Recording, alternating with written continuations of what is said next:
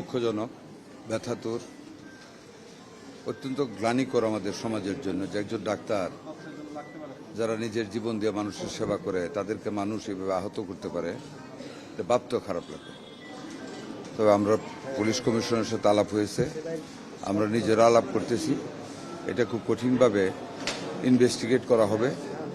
যারা দায়ী ব্যক্তি অবশ্যই তাদেরকে আইনের আওতায় এনে শাস্তির ব্যবস্থা করা হবে। যে কোনো রকম পদক্ষেপ নেওয়ার দরকার আমরা সেই পদক্ষেপ নিব। আমাদের স্বাস্থ্য সেবা কেন্দ্রকে আমরা নিরাপদ রাখার জন্য যত রকম ব্যবস্থা নেওয়া দরকার ইনশাল্লাহ আমরা সেটা নেব। আমরা শুনতে পাচ্ছি যে টেন্ডার সংক্রান্ত কোনো ঝামেলার কারণে আসলে তাকে আহত করা হয়েছে। এটা বিষয়টি একটু খোলাসা করবেন। উনি তো অসুস্থ না, উনি একজন শিক্ষিত মানুষ, ডাক্তার। এখন এই ব্যাপারে ওনার সাথে আলাপ করিনি, আমরা পরবর্তীতে আলাপ করব। আমাদের পুলিশ আছে, তারা ইনভেস্টিগেট করবে। অবশ্যই আমরা সঠিক জিনিসটা বের করব। টেন্ডার সংক্রান্ত হোক আর যেই সংক্রান্ত হোক, যেই হোক, আমরা বিচারের আওতায় আনব।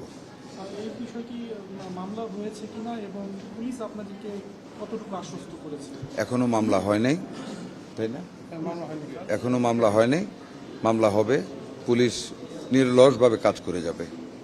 এখানে আমাদের কারো কোনো হস্তক্ষেপ থাকবে না। যারাই অপরাধ করেছে তাদেরকে আইনের আওতায় আনা হবে।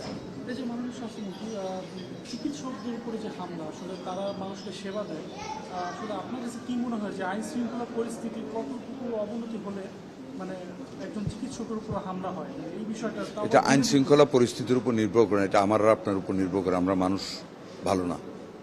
একজন ডাক্তার উপর আঘাত করা যায়? After god, doctor is the only source of our survival. সেই ডাক্তারের গায়ে মারা যায়, এরা মানুষ। আমার এর চেয়ে অন্য কোনো ভাষা নেই আর এটা বলা। আমরা তাদের নিরাপত্তার জন্য সারা দেশব্যাপী আমরা ব্যবস্থা গ্রহণ করব ডাক্তারদের জন্য। এটা আমাদের পরশুদিনের মিটিং আলাপ হয়েছে, ইনশাল্লাহ আমরা সেটা করব। অন্যান্য ডাক্তারও কি কোনো ঝুঁকিতে থাকতে পারে কিনা আমরা ব্যবস্থা নিব।